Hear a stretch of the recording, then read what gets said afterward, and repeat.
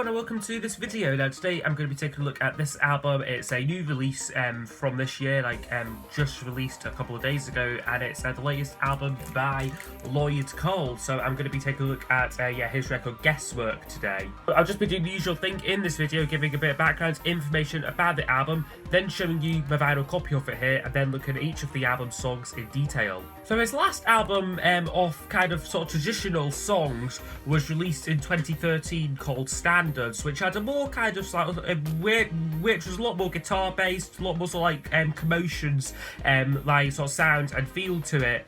Since that album though, he's released an album of instrumental, electronic ambient music, very far removed from the type of music which he's known for. However, on this album he kind of combines the two, sort of merging his sort of classic songwriting and his knack for a tune, along with a minimalistic and largely electronic backing.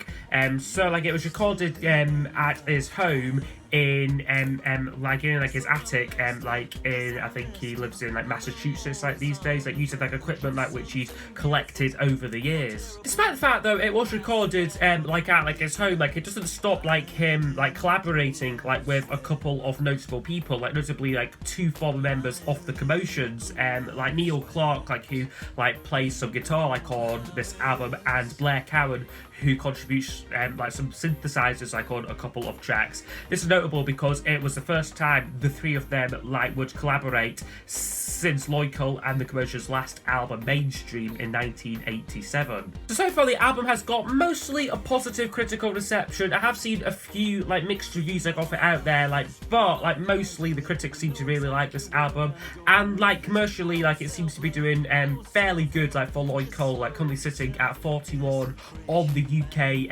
midweek chart update. So I wish I'd show you about a copy of it here. This is just the bog standard one I bought on Amazon. And firstly, the cover, I do really like it. Notably, this painting was done by a guy called Stephen Lindsay, and he does have a connection to Lloyd Cole. He was a singer in a band called The Big Dish, a Scottish group in the 80s. I've got a couple off their records myself, and they toured with Lloyd Cole I think on the Easy Pieces tour. So he also, obviously a very talented artist as well, painted this rather lovely portrait of Lloyd. Then the back of it just has the track list in there, so there's only 8 tracks on here, but they are all rather lengthy. And then the inner sleeve looks like this, just again with the track listings, and then the credits. No lyrics though, which is a bit off a shame, because Lloyd Cole, incredible lyricist, it'd be nice to sort of read along to the lyrics as you're listening. But anyway, nice blue vinyl on this one as well. I believe it was only ever pressed on blue vinyl on this. I don't think a black version came out. But yeah, that's the vinyl record looked at. Overall, really nice packaging. But anyway, I will now go over each of the album songs in detail. I'll score each track out of 10, and then those scores will be used to give us a overall percentage marking for the album. I guess it's all.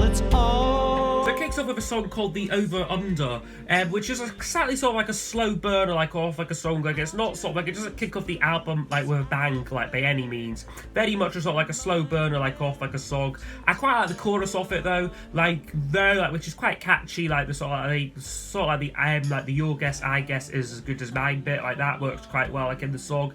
It's also got some other quality lyrics about sort of the decaying of a gay relationship, and there's a lot of tension in the track.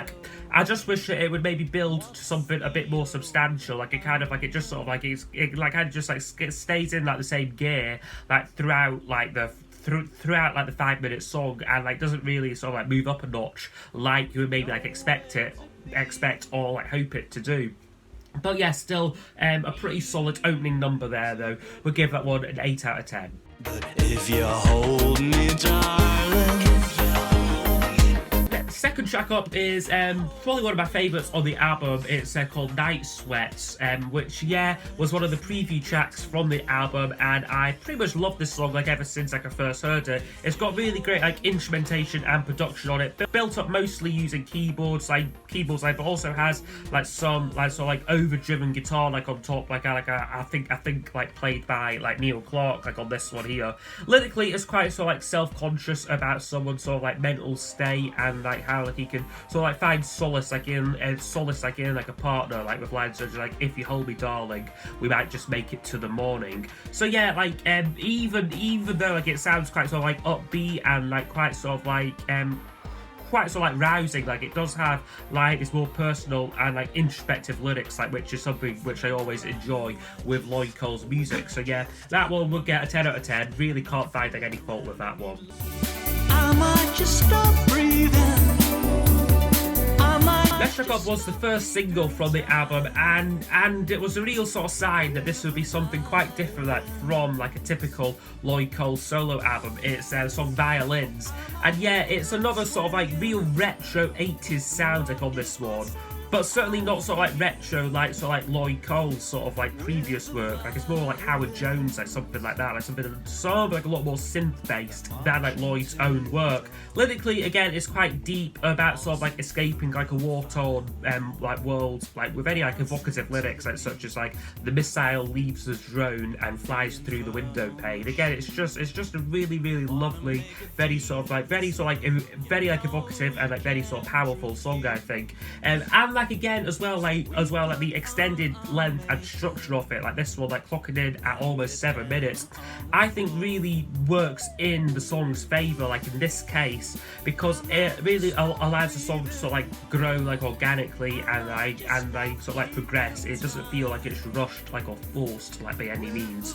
So yeah, Violins, another really wonderful song there. Would also give that one a 10 out of 10.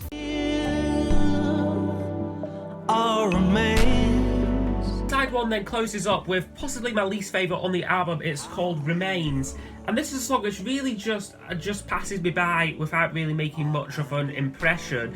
It's sort of like it's just a really forgettable song, I think. Like I played this album like quite a few times, I played about 5 times, and like I still really struggle like to sort of like recall like what the song like actually goes like in terms of melody or like even like sort of like lyrical content. I mean, like when it's on, it's pleasant enough. Like it's not one like which like you want to skip like by any means, but it's just a bit pedestrian, a little bit boring for me there. So yeah, we'll give that one a 6 out of 10 there for Remains. Afterthought in the afterlife. The next track up is called The Afterlife, and this one kicks off side 2, and again, this is another track which I'm not 100% sold on. I mean, like, it's kind of like lyrically like an observation about sort of like aging and like growing older. However, the actual track itself like has a very sort of like repetitive lyrical and like melodical sort of structure to it. Like it's the same kind of like, it doesn't really have like much of like a sort of like verse chorus structure. Like it's the same kind of, it's just sort of like the verse structure repeated like throughout like the song, I feel. Like which yeah, like again like if it was a 2-minute song that would be alright, but like as it is, like it's about 5 minutes this one, and like yeah, it does kind of drag out a little bit for me. But I mean, lyrically, like it's a good track, and like yeah, like it's one like which might grow on me. So yeah, The Afterlife will get a 7 out of 10. In another time, in a godforsaken far flung. And next track up is another favourite of mine. Like it's another track like which when like I've been like reading reviews of this, like often is singled out for praise. It's called Moments and Whatnot, and I just really love this song. It's got a very sort of sparkly and sort of like romantic sort of feeling to it.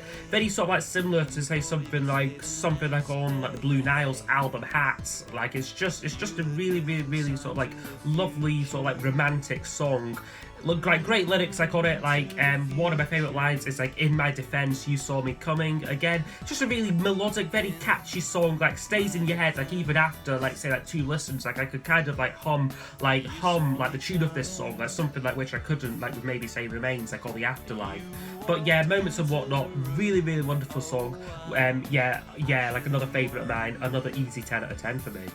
When I came down from the mountain. The penultimate song on the album now is called When I Came Down From the Mountain, which is another strong track, I feel. Again, it's very sort of playful and upbeat, like in the musical department. However, lyrically it is a bit more sort of like introspective again, about sort of like finding yourself like after being on like a journey like of like some sort. Yeah, I do think that this is a strong track like overall. So yeah, we'll give that one a 9 out of 10.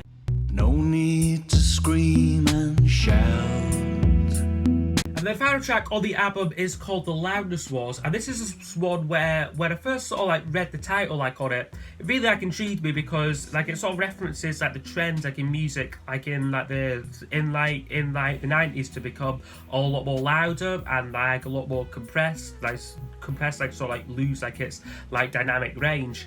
But like it's not about that. Like it's basically like about like a sort of like a couple like sort of like making up like after like an argument, but like he sort of like uses like the phrase like the loudness wars like as like a kind of like a metaphor like for the argument like which like this couple's like having, which again like I think like it is like a really clever use like of like the phrase. Again, you've got some really quality like lines like in it, such as like I'm a cold fish, nobody's choice dish, which yeah like I think like works like really well, and I just think closes off the album like rather finely. Like again, it doesn't go out like with a bang, this album, it just sort of like suitably closes the album, like kind of like sort of like bookends the record like rather well.